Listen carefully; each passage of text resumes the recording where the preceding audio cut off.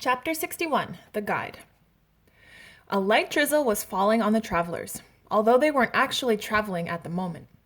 They were standing still and staring up at a steep mountain of rocks. The robot had plenty of rock climbing experience, but one bad fall out there, and she could be stranded forever. So Roz carefully picked her way up the slippery slope, while Bright Bill fluttered along beside her. They hadn't gone far when there came a sound of hooves clattering on the stone. And then a horned creature leapt from the mist and smashed right into the robot. Clang! Roz went flying backward. Clang! Roz crashed onto the ground. Standing on the rocks above the robot was a wild ram. He had big, curling horns and a crazed look in his eye. Bright Bill flew to his mother's side, ready to defend her. "Stay away from my mama!" he hissed, spreading his wings. But rather than charging, the ram hung his head and started to cry. "Oh, I'm so sorry," he blubbered. "I don't want to hurt anyone. Sometimes I just lose control and smash things. I feel awful about it. I really do." Roz brushed herself off.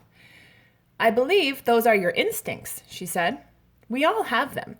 They can be very powerful. I only hope your instincts do not end up breaking me." "Don't worry," the ram sniffled. "I'll try not to let my instincts break you." "I appreciate that," said the robot. "My name's Thud," said the ram. "Which way are you headed?" "We are trying to find our way out of these mountains," said Roz, "but they never seem to end." "You're almost there," said Thud. "Let me show you the way. It's the least I can do after smashing you." The ram pranced away and led our friends to a narrow path that wound up the rocky mountainside. Roz tried to stay close, but Thud was born to climb. He easily scrambled up the steep slopes and vanished into the mist. A minute later, his friendly voice called out, "For a creature without hooves, you're not a bad climber." And there he was, peering down from a cliff ledge.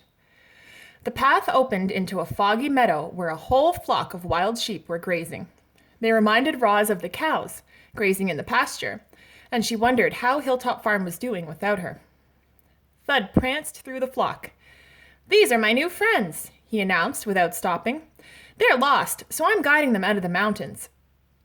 The sheep raised their heads. Thud had a habit of making weird friends, but these two were definitely the weirdest. The flock watched as the ram, the robot, and the goose continued up the mountain and disappeared into the mist.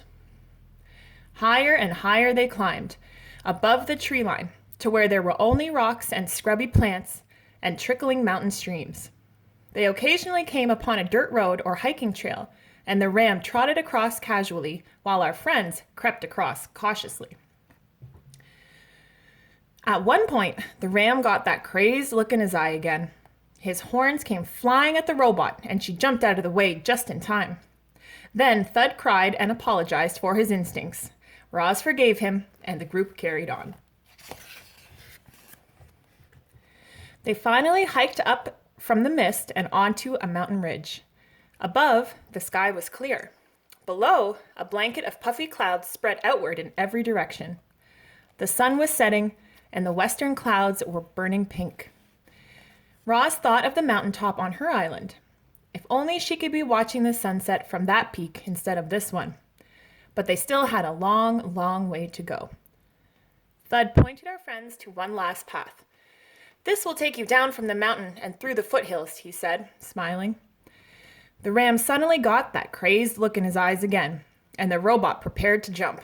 But this time, Thud pulled himself together. He said goodbye to the travelers, and then he pranced away. Chapter 62, The Showdown. Daybreak in the foothills, and thick gray fog was everywhere. With such poor visibility, the travelers relied on their other senses. They smelled salty air. They felt sandy soil. They heard seagulls screeching and waves breaking. And they heard the long, low note of a ship's horn. Somewhere in the distance, hidden by the fog, was the ocean. As if to answer the ship, there came another long, low note. But it wasn't a horn. It was a howl. A wolf was following our friends. Bright Bill beat his wings and squawked. Mama, run! Roz ran downhill, deeper into the gloom. Her feet stomped the sandy soil, leaving behind a trail of footprints. There was no time to hide her tracks, so she just kept running. Blurry shapes faded in and out of the fog, and her eyes darted around to see if they were rocks or bushes or wolves. But the robot should have watched where she was going. She slipped and thumped into the sand, and before she could get up, Shadow was on top of her. The wolf was heavy and strong. He pinned Roz to the ground and locked his teeth into her tool belt. At last, he had caught his prey. Violently, wildly, he thrashed the robot from side to side. Roz tried to squirm free, but Shadow's grip was tight. There was only one thing to do. She reached down beside the wolf's snarling jaws and fumbled with the buckle, and suddenly she was loose. Shadow staggered backwards, the belt dangling from his mouth, as Roz stomped away. Brightbill had been circling overhead this whole time, and now he squawked desperate warnings to his mother. "Look out for those rocks! Shadow's gaining on you! There are buildings ahead!" Roz burst through a row of hedges and onto the main street of a seaside village. It was still early, and it was still foggy, and Roz was halfway through the village before anyone saw her. A man had just left for his morning walk when the robot and the wolf came galloping down the street. The man decided his walk could wait, and he hurried back inside. Shadow swiped at Roz's heels, but the robot leapt away. She soared over a house and landed on the other side. The wolf dashed around the yard, only to see her leaping away once more. This time, Roz landed in shallow water. Waves gently sloshed against her ankles.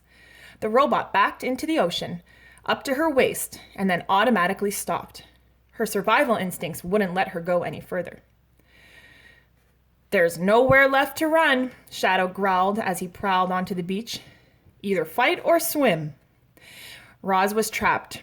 Her body lurched forward and backward as her computer brain struggled to find an escape.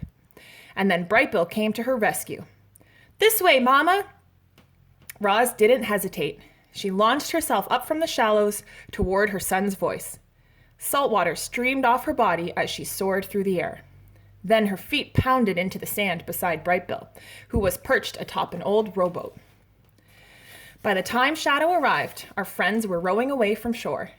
The wolf's face twisted with rage, and he howled from the water's edge.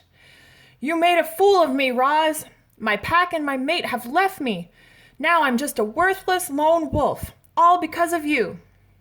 Roz felt so sorry for Shadow. She never meant for any of this to happen, but she had her own troubles. The robot's greatest fear was deep water, and now she was paddling through the waves and out to sea.